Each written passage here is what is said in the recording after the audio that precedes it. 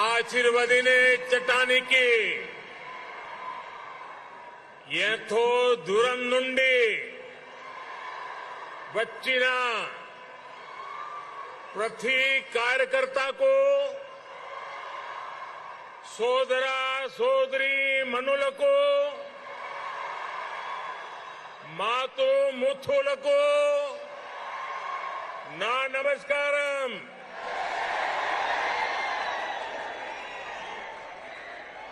Bharatiya Janata party के अध्यक्ष श्रीमान जेपी नड्डा जी,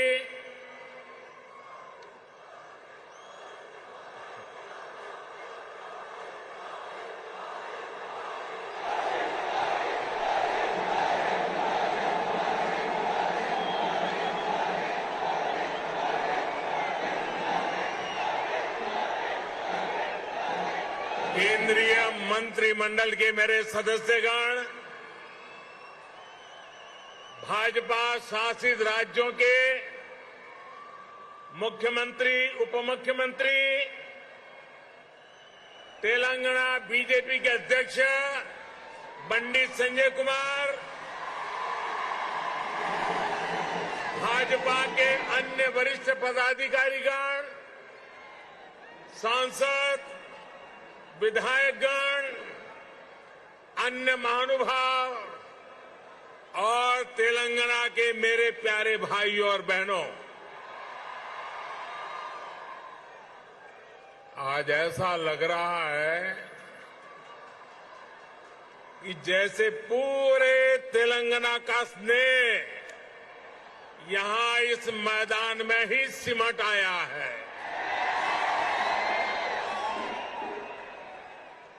तेलंगाना के अलग अलग जिलों से आप यहां इतनी बड़ी संख्या में आए हैं. इस स्नेह के लिए, इस आशीर्वाद के लिए मैं तेलंगाना का अभिनंदन करता हूं, तेलंगाना की धरती को वंदन करता हूं. भाइयों और बहनों, आप सभी लोगों के स्नेह को ध्यान में रखते हुए ही हमने इस बार भाजपा की राष्ट्रीय कार्यकारिणी की बैठक हैदराबाद में कराने का फैसला किया था. बीते 2 दिनों से यहां देश भर से भाजपा के प्रतिनिधि, अलग अलग राज्यों के मुख्यमंत्री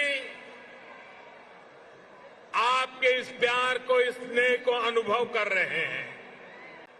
हम 21वीं सदी के समर्थ, सशक्त, आत्मनिर्भर भारत के रोड मैप पर काम कर रहे हैं.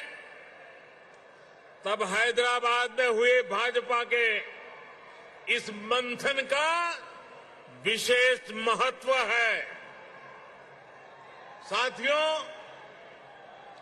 तेलंगाना के लोग पूरी दुनिया में कड़ी मेहनत और देश के विकास के प्रति समर्पण के लिए जाने जाते हैं. तेलंगाना में कला, कौशल, कर्मठता भरपूर है. तेलंगाना प्राचीनता और पराक्रम की पुण्य स्थली है. यहां भद्राचलम में श्री राम से लेकर यादाद्री में श्री नरसिम्हा तक, आलमपुर में जोगुलांबा से लेकर वरंगल में भद्रकाली तक, इस पवित्र भूमि से ईश्वरीय आशीर्वाद हमारे भारत पर अविरल बरसते हैं. विश्व प्रसिद्ध रामप्पा मंदिर से लेकर अद्भुत काकतीय तोरणम तक तेलंगाना का आर्ट और आर्किटेक्चर हमें गौरव से भर देता है। प्रताप रुद्र से रानी रुद्रमा देवी और कुमरम भीम तक तेलंगाना की इस वीर भूमि के शौर्य और बलिदान की गाथाएं अतुलनीय है।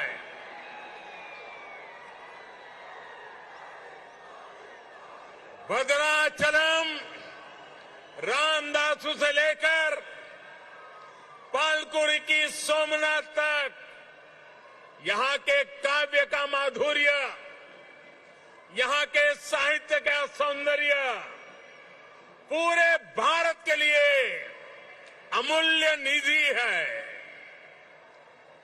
इस धरती की ये आस्था,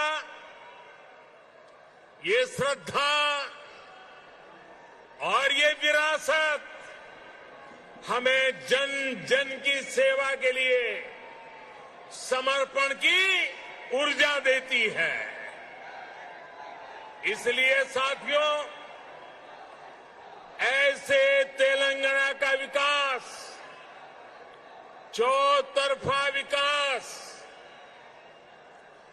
भारतीय जनता पार्टी की पहली प्राथमिकताओं में से एक है। सबका साथ, सबका विकास, सबका विश्वास और सबका प्रयास के मंत्र पर चलते हुए हम तेलंगाना के विकास पर निरंतर प्रयास कर रहे हैं। भाइयों और बहनों, बीते 8 वर्षों में हमने हर भारतीय के जीवन में सकारात्मक परिवर्तन लाने का प्रयास किया है। देशवासियों का जीवन कैसे आसान हो, विकास का लाभ कैसे हर व्यक्ति, हर क्षेत्र तक पहुंचे, इसके लिए हमने निरंतर काम किया है। दशकों तक जो वंचित रहे, शोषित रहे, उनको भी राष्ट्रीय योजनाओं के माध्यम से हमने विकास में भागीदार बनाया है।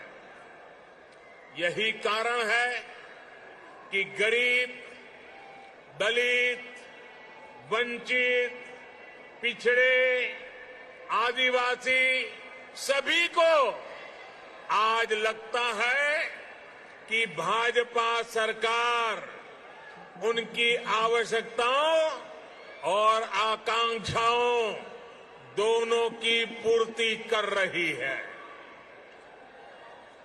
देश की महिलाओं, हमारी बहन बेटियों को भी आज महसूस हो रहा है कि उनका जीवन आसान हुआ है, उनकी सुविधा बढ़ी है। अब वो राष्ट्र के विकास में अधिक योगदान दे सकती है। साथियों, भाजपा सरकार के इसी सेवा भाव का लाभ तेलंगाना के हर गरीब, दलित, पिछड़े, आदिवासी, मिडिल क्लास परिवार को भी मिल रहा है। तेलंगाना की बहनों बेटियों को मिल रहा है। कोरोना वैश्विक महामारी के दौरान जब 100 साल का सबसे बड़ा संकट आया तो हमारी सरकार ने तेलंगाना भाजपा के अलग अलग तेलंगाना के भी करोड़ों साथियों को तेजी से मुफ्त कोरोना वैक्सीन लगाई गई। तेलंगाना के गरीबों को मुफ्त राशन हो, गरीबों को मुफ्त इलाज हो, भाजपा सरकार की नीतियों का लाभ सभी को बिना भेदभाव मिल रहा है और सेवा भाव से मिल रहा है। यही तो सबका साथ सबका विकास है। इसी वजह से आज देश के सामान्य नागरिक का भाजपा पर इतना विश्वास है। मुझे खुशी है कि तेलंगाना के लोगों का भी भाजपा पर ये विश्वास लगातार बढ़ रहा है। जहां तक मेरी नजर पहुंच रही है, जोश से भरे नौजवान दिखाई दे रहे हैं। आपका ये प्यार, आपका ये उत्साह आज पूरे देश को पता चल रहा है। 2019 के लोकसभा चुनाव में भाजपा ने जितना जन समर्थन तेलंगाना में हासिल किया था, उसमें निरंतर वृद्धि हो रही है। 2019 के लोकसभा चुनाव में भारतीय जनता पार्टी को आपने भरपूर प्यार दिया, भरपूर समर्थन दिया।